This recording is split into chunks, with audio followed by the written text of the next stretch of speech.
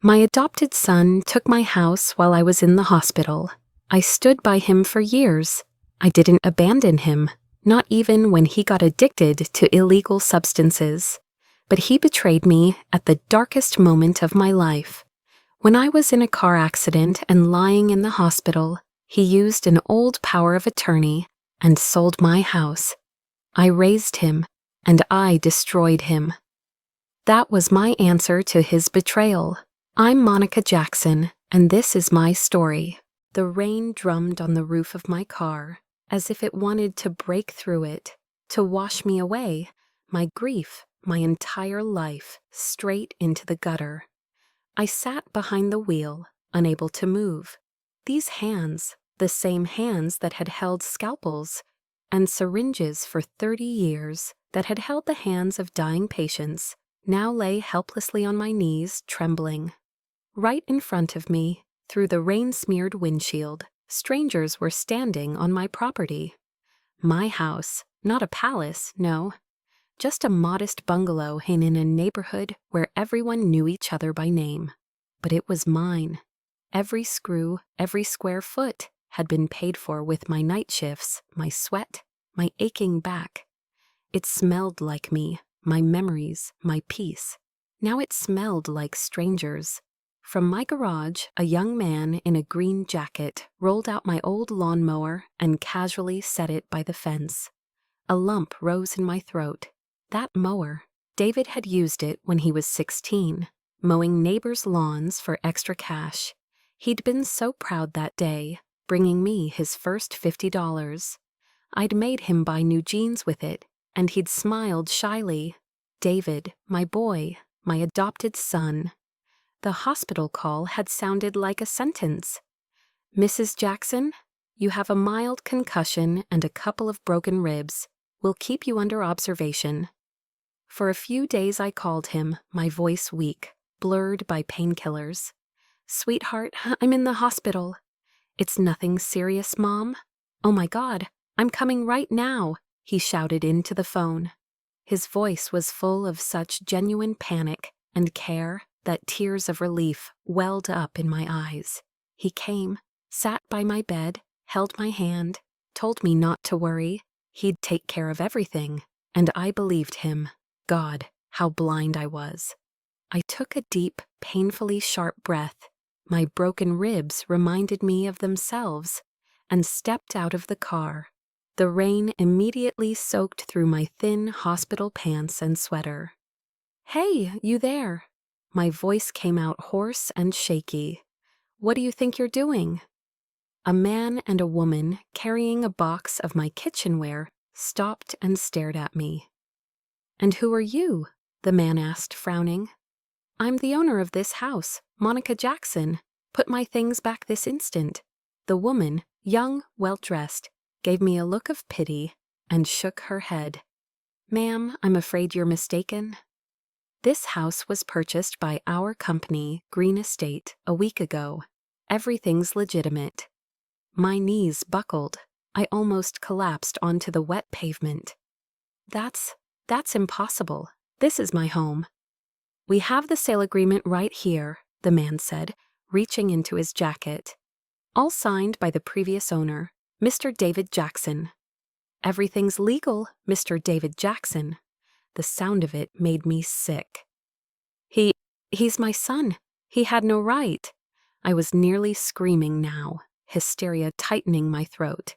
I'm calling the police. Go ahead, the man shrugged. They already came when we moved in. Everything checked out. With shaking, numb fingers, I fumbled through my bag and dialed 911. The dispatcher's calm, detached voice only made my panic worse. I tried to explain between gasps, and within 10 minutes, a patrol car pulled up. A young officer stepped out, tired eyes, blank expression. He listened, glanced through the documents the new owners handed him, then turned to me. Ma'am, he said flatly, without a hint of sympathy, the paperwork is valid. The property was transferred to Mr. David Jackson, and as the sole owner, he had every right to sell it. Everything's legal. How?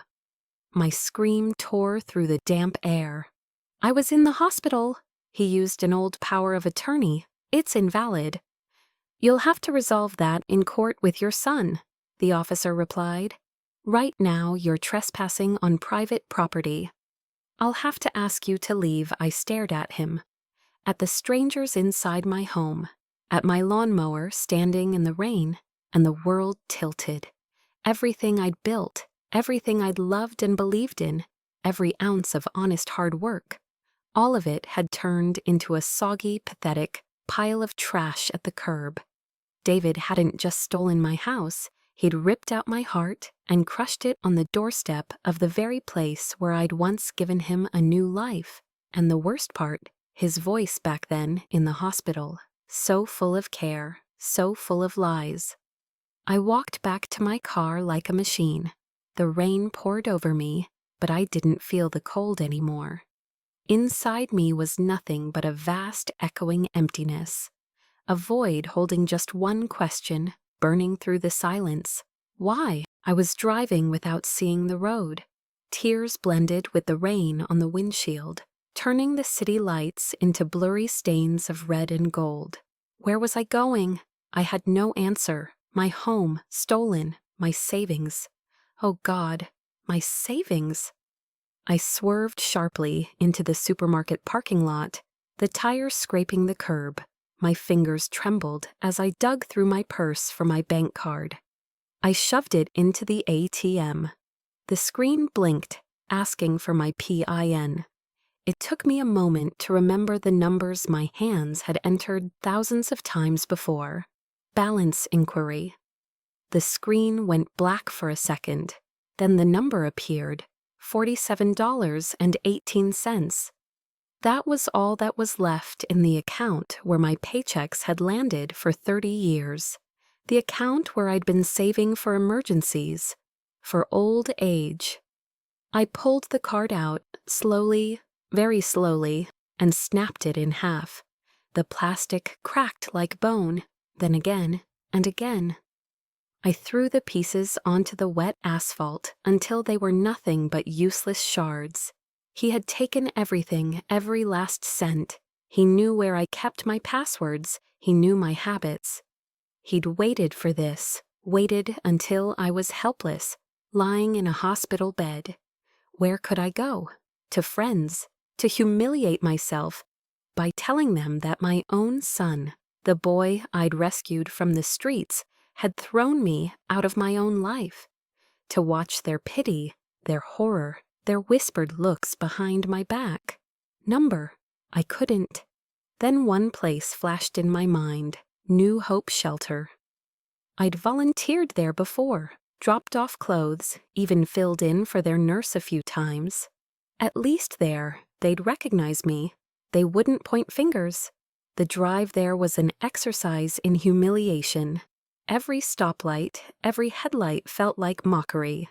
Monica Jackson, the successful nurse, a lifetime of hard work, and now sitting in an old sedan with $47 to her name. No home, no future. New Hope was a grim brick building with bars on the windows. Outside, people huddled in small groups, eyes dull, their worldly belongings piled in battered carts. I was dressed better than them, but I felt much smaller. They had stumbled and fallen through life. I'd been pushed, deliberately, lovingly. Inside, the air was thick, heavy with the smell of bleach, sweat, and despair. A tired woman with dark circles under her eyes sat behind a desk. "No beds," she said flatly, not even looking up.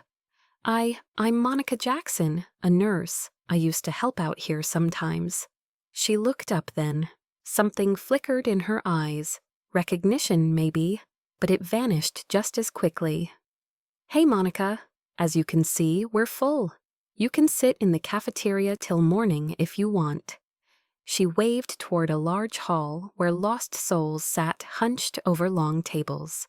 I nodded, unable to speak, and shuffled that way. I found an empty chair in the corner, sat down, and stared at the stained linoleum.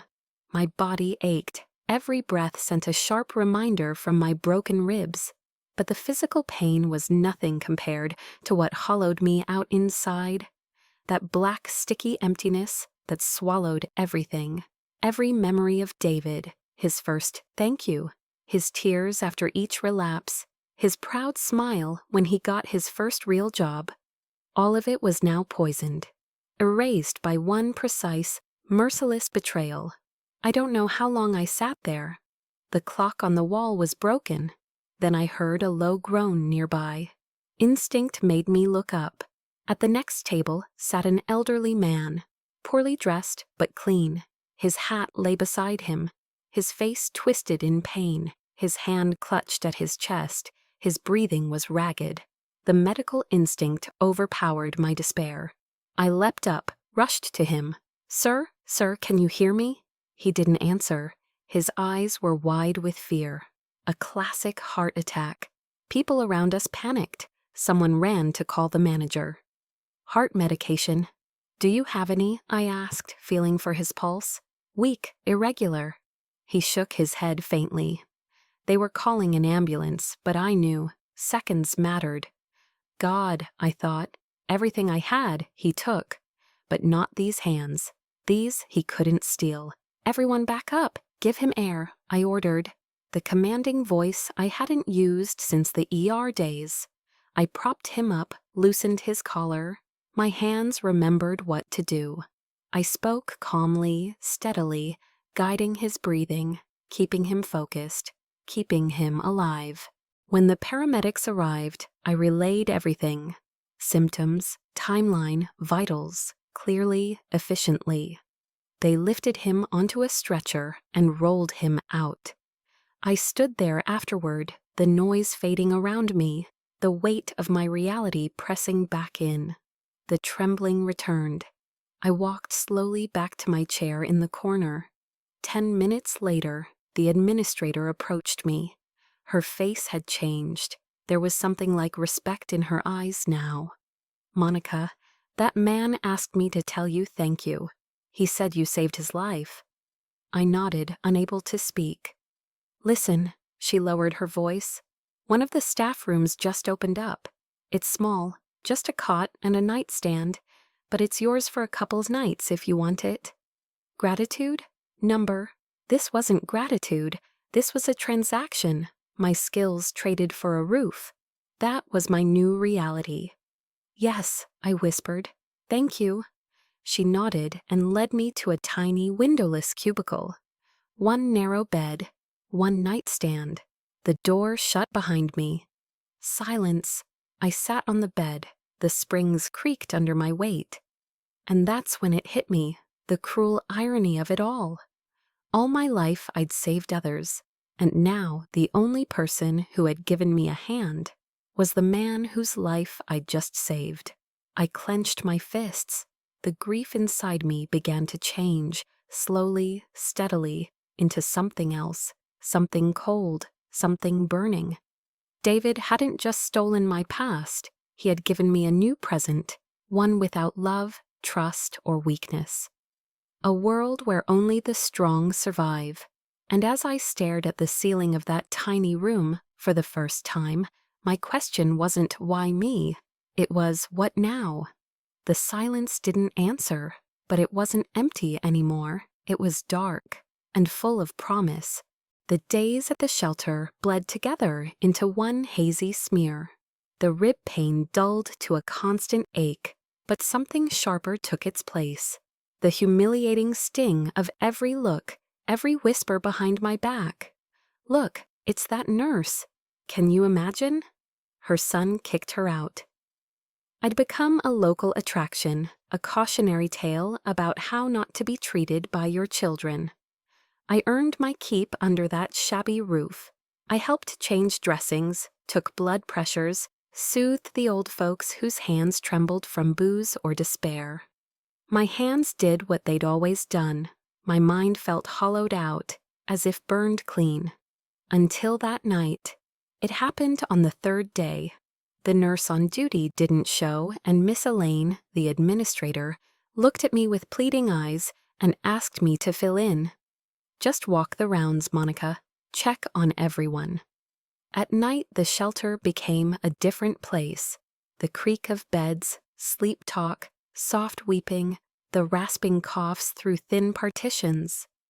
I walked the dimly lit hall, peeking into the dormitories.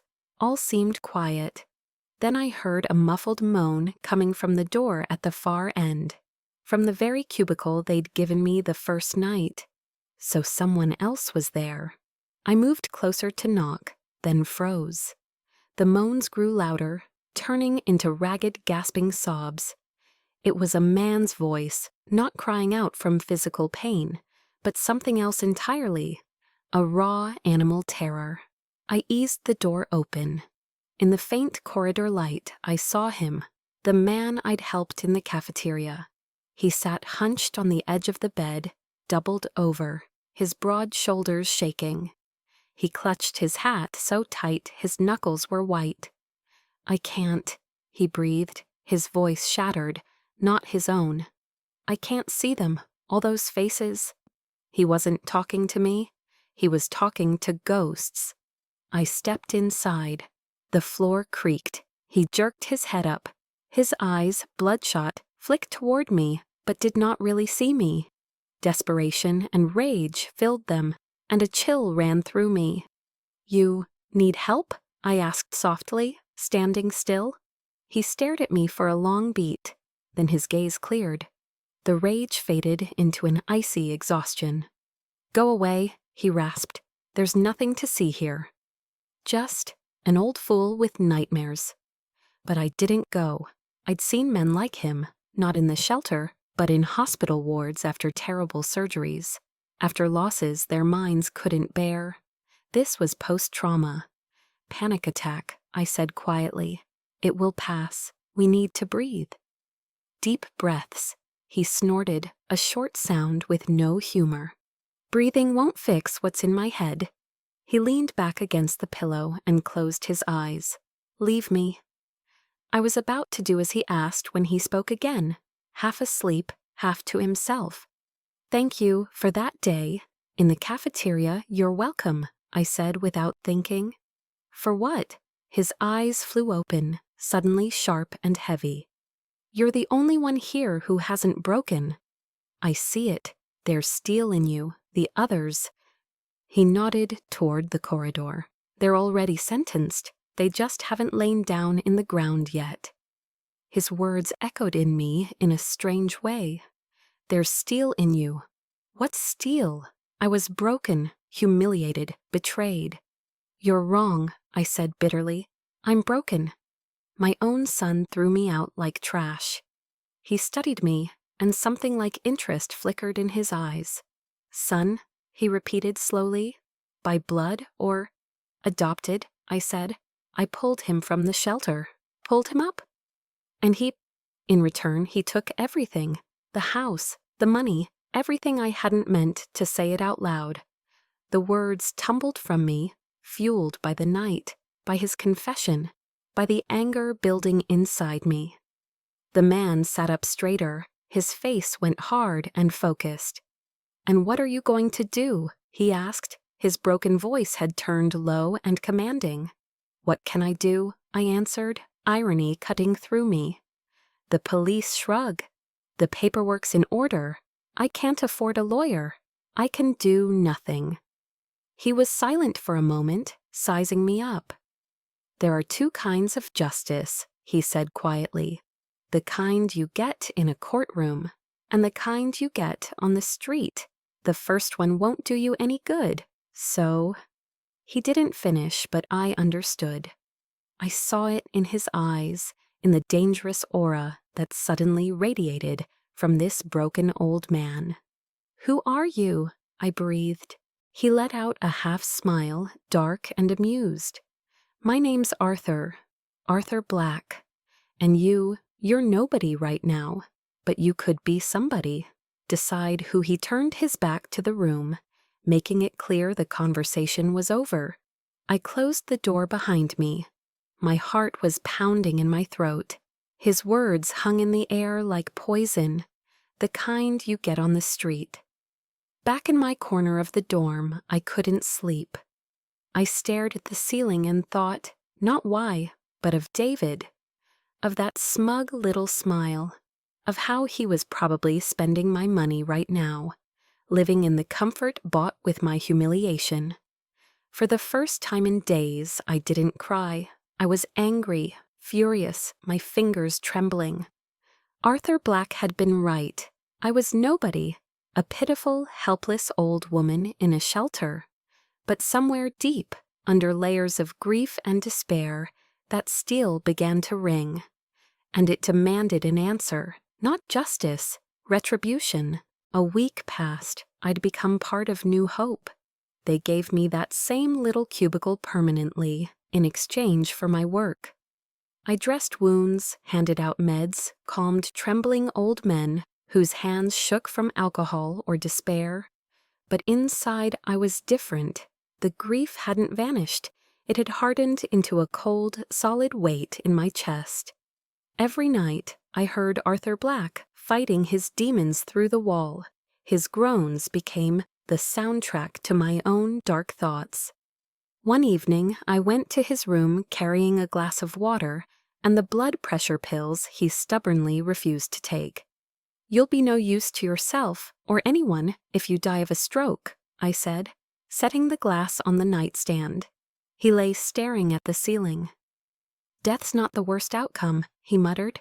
"The worst is staying alive when everyone you lived for is either in the ground or has betrayed you." His words hit their mark. We were the same, two broken people discarded by those we trusted most. "My son," I began, my voice trembling not from tears but from rage. "He didn't just betray me, he destroyed everything I built, my whole life, and he'll do it again, to someone else.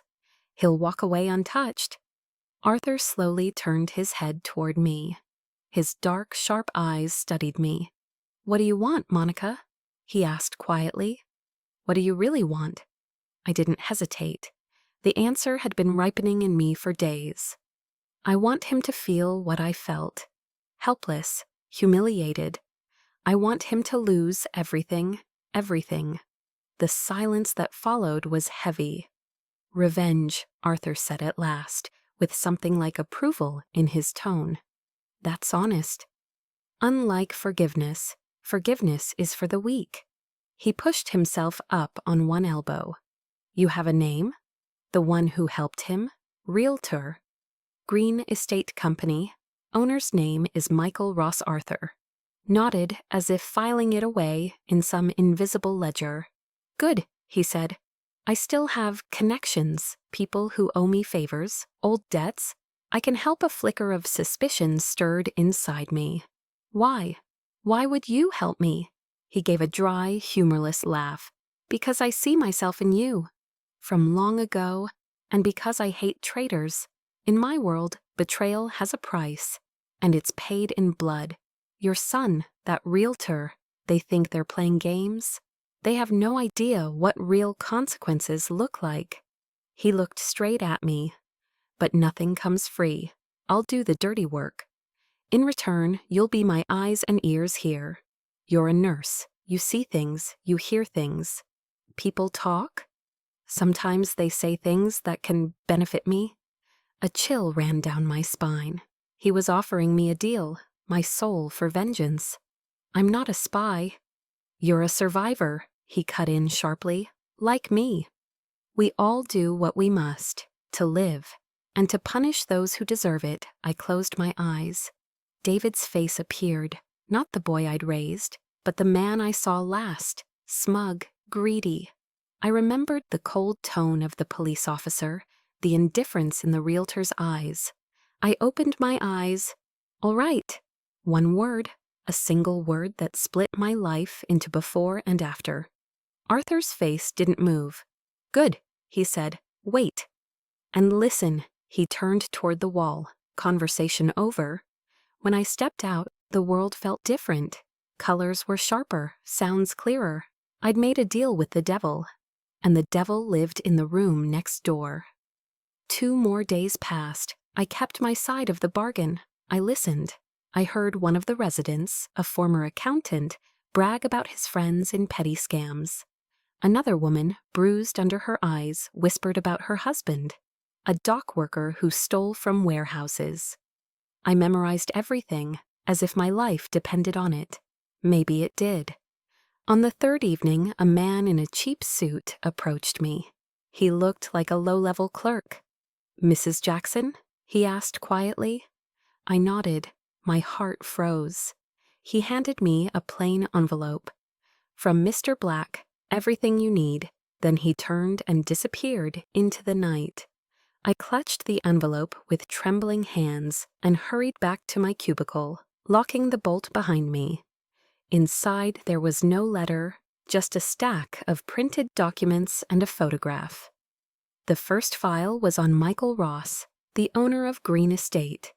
Details of his financial frauds, underground loan connections, evidence of tax evasion. Laid out as neatly as a prosecutor's case. The second file was on David. My breath caught. It wasn't just the sale of my house, it was worse. There were screenshots of his chats bragging to friends about how he'd fooled me. Bank statements showing his new luxury apartment, bought with my money. And most damning of all, records from his past, unrevealed drug distribution cases, with witnesses who had suddenly resurfaced, and the photograph, David stepping out of an expensive restaurant, his arm around a slim blonde. He was laughing, carefree, radiant. I stared at that smile, and the cold lump in my chest ignited into fire. All the pain, all the despair, melted into something pure and merciless, hatred. I picked up the dossier on Michael Ross. It was the beginning.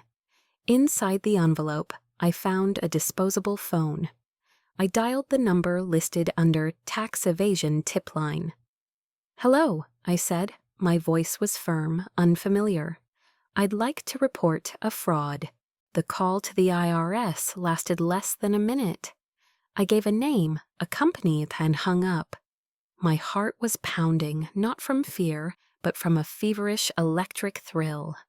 I had just tipped the first pawn in someone else's game, but now the game was mine too. The effect came quickly.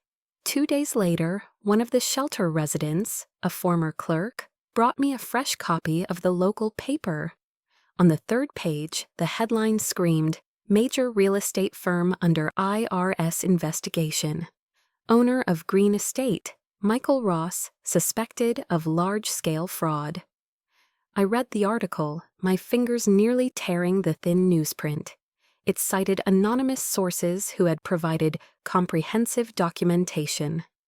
Arthur Black worked fast and ruthlessly. That same evening, while I was serving dinner, Miss Elaine pulled me aside. Her face was pale. "Monica," she whispered. 2 men came by. Looked like cops, but not in uniform. They asked about you. Asked if you'd made any phone calls lately. Ice crawled up my spine. Ross was already tracing the leak. "What did you tell them?" I asked, forcing my voice to stay calm. "I told them you're our volunteer angel and couldn't possibly be involved," she said, glancing nervously around the room. "But Monica, be careful." "Men like that, they don't joke." I nodded. There was fear, yes, but it drowned beneath a rising tide of dark satisfaction. He was already feeling it. Michael Ross. And this was only the beginning. The next morning, I brought Arthur his breakfast. He sat upright in bed, looking stronger. On his nightstand lay the same newspaper, folded open to the article. "The first move is made," he said, meeting my eyes. "The realtor's finished. Bankruptcy, seizure, maybe prison. His career is over." "Good," I said simply. "Good?" He raised an eyebrow. That was business. Cold and clean. Now. He paused, letting the silence settle. "Your son." He gave me time to brace myself. "He can't just be punished," Arthur said quietly. "He has to be broken. The way he broke you." He handed me another folder, thinner but heavier in meaning. "Read." I opened it. Inside was a plan, precise, cruel, perfect. Step 1. Isolation. Using Arthur's contacts, his people found the blonde woman from the photo, the daughter of one of David's business partners. She was gently informed that her charming new boyfriend was not a successful entrepreneur, but a con artist, a former addict who'd robbed his own mother. By evening, she'd left him, blocking his number on every platform. Step 2. Financial collapse. The next morning, the bank holding the proceeds from my house sale froze all his accounts, pending investigation into possible money laundering. At the same time, every one of his credit cards was canceled. Step 3. Reputation ruin. An anonymous envelope landed on his employer's desk, filled with screenshots of his arrogant messages and the details of his past drug dealings. He was fired that same day for compromising the company's integrity. It all took less than 48 hours. Arthur watched me read, his expression calm, detached. "He's in panic mode," he said. "He's lost his woman, his money, his job.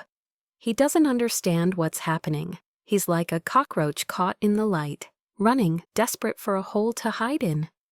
"What happens next?" I asked. My voice sounded cold, like it belonged to someone else. "The climax," Arthur said softly. "He'll try to run. He still has contacts in the drug scene. He'll look for a loan to disappear. My people will be waiting." He looked at me, and in his eyes burned that cold, metallic fire. "He'll be arrested with a shipment big enough for life without parole. His new friends will testify against him, clean, efficient." I gripped the folder, my knuckles white. Images of David flashed before me, not the boy he once was, but the man he became. And yet, for a fleeting second, I saw what could have been: a second chance, redemption, the possibility to change. All of it erased with my silent consent. He'll die in prison," I whispered.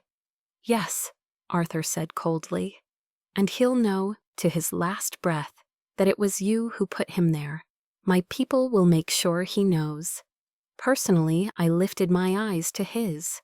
There was no regret left in me, only the void he'd once given me, now multiplied 100-fold. "Good," I said again. That night I dreamed. I was standing at the edge of a cliff. On the other side was David, 10 years old, gap-toothed, crying, reaching for me. "Mom, please, I'm sorry. I won't do it again." I stood still, just watching as he slipped, inch by inch, into the dark abyss. I woke with a scream trapped in my throat.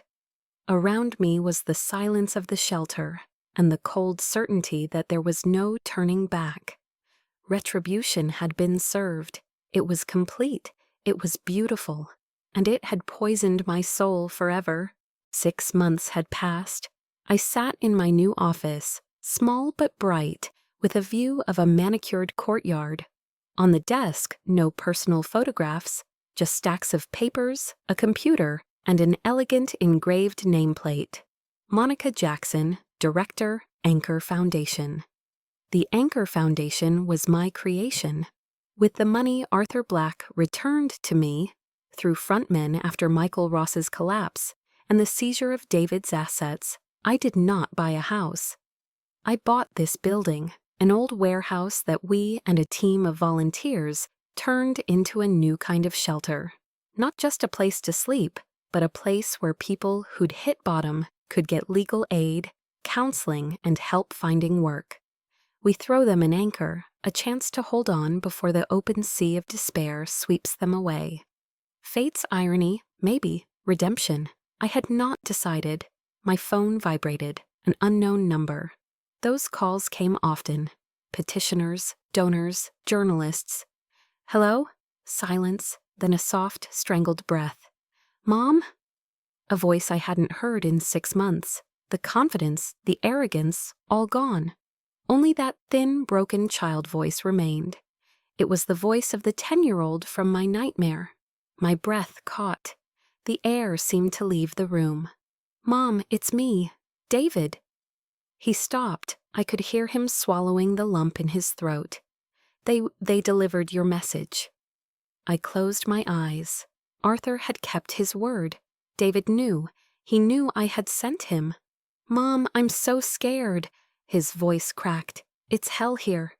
They beat me. Take my food. I can't take this.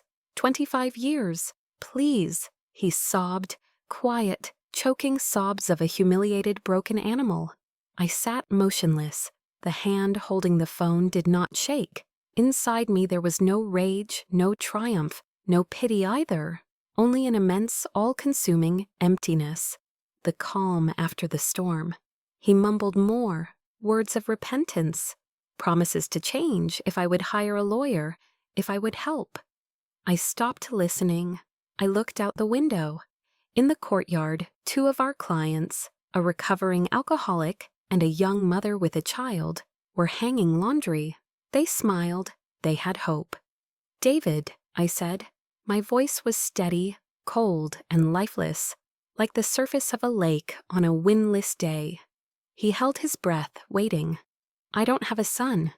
I pressed the red button and ended the call. Silence. I set the phone down and turned slowly to the window. Sunlight lit the fresh green on the trees. Life went on. I did not feel victorious. I did not feel like some vengeful fury. I was the director of a charity that saved people every day, and I was the woman who had just buried her son, not in earth, but in the abyss of her own indifference. Had I gotten my revenge? Yes. Had I destroyed him? Undoubtedly. Was it worth it? I stood, placed my palms against the cool glass.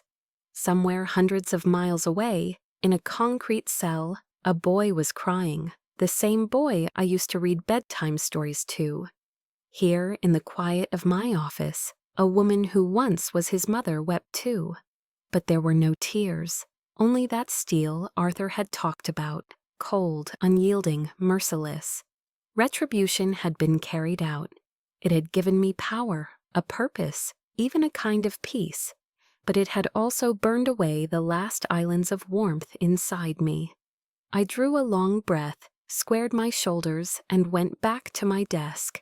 An incoming letter from a sponsor. A new case. Help a woman her husband had kicked out. There was work to be done. After all, the anchor I had left was the only one I had.